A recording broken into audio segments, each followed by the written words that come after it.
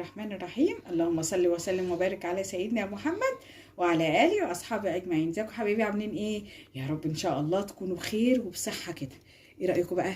البطاطا اهي. دي بقى بطاطتين كبار كده، هنعمل بيهم احلى وصفه جميله جميله جدا. يلا معايا.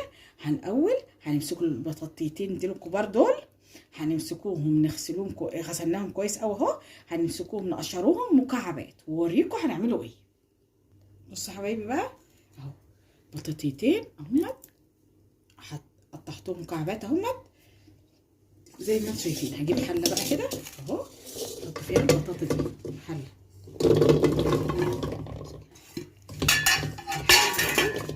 احط فيهم 3 كوبايات ميه او كوبايتين على حسب ما نشوفوا ايه. هوريكم دلوقتي. 3 كوبايات. عاوزه الميه تبقى مغطيه البطاطا اهي. بس 3 كوبايات ميه. همسك بقى البطاطا دي على النار واسيبها لحد لما تتهري وتشرب الميه بتاعتها دي. علي عليها النار، اول ما تغلي اوطي النار واسيبها مع نفسها بقى لحد ما تستوي وتتهري وهوريها لكم وهوريكم هي هتبقى عامله ازاي. يلا حبايبي نحطها على النار. حبايبي بقى بصوا اتهرست ازاي. انا ما هرستهاش باي حاجه، هي شربت الميه وبقت بالطريقه دي اهي. انا يا دوب قلبت فيها كده لحد ما بردت، بس عشان لازم تبقى بارده تبرد بس اهي. ما عملتش فيها اي حاجه ولا جبت حاجه هرستها بيها ولا حاجه، هي شربت الميه وبقت بالمنظر ده. احط عليها ايه بقى؟ لتر لبن ساقع اهو.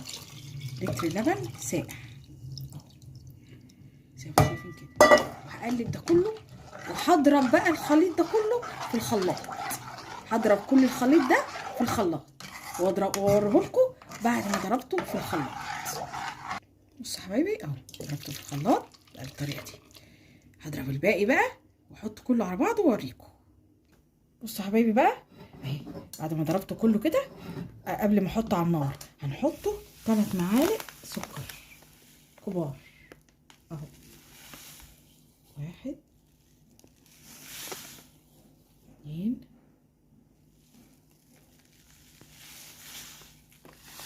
خليهم 4 بقى، هما تقريبا كده هتحطوا مني 4. 3 أو 4 معالق سكر زي ما انتوا بتحبوا التحلية. ماشي. يلا بقى هنعمله ايه؟ ده كيسين كريم كراميل. اهو. البودرة بس بتاعتهم هناخده الكراميل بتاعه، بس ايه ناخده الاول. ده اول كيس.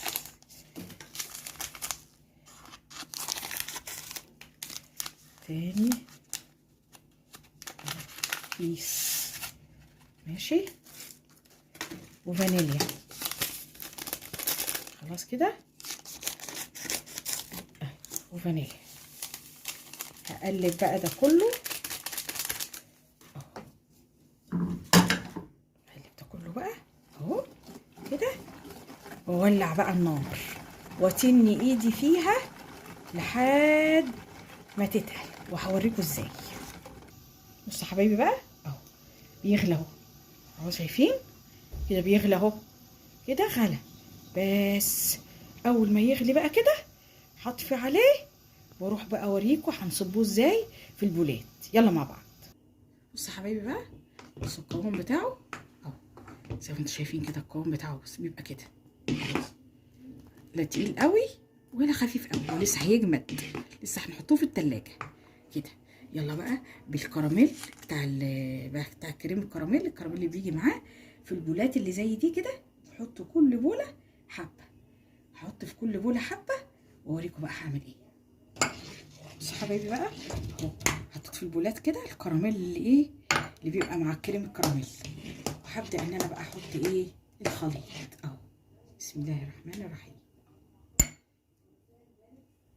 بسم الله الرحمن الرحيم كده اهو شايفين. وهحطه يبرد الاول، هسيبه يبرد هنا على الرخامه. لازم يبرد على الرخامه، متحطوش في التلاجة ساقع كده. بعد كده هحطه في التلاجة لمده 2 ساعة. ايوه 2 ساعة يبرد. يجمد، يبرد الاول على الرخامه، وبعد كده لمده ساعتين يبرد، يتلج في التلاجة، مش يتلج، يجمد بقى. وهوريهولكم ان شاء الله لما يجمد اهو. يلا كله كده اهو، عشان اوريكم شكله بس كده في الاخر اهو.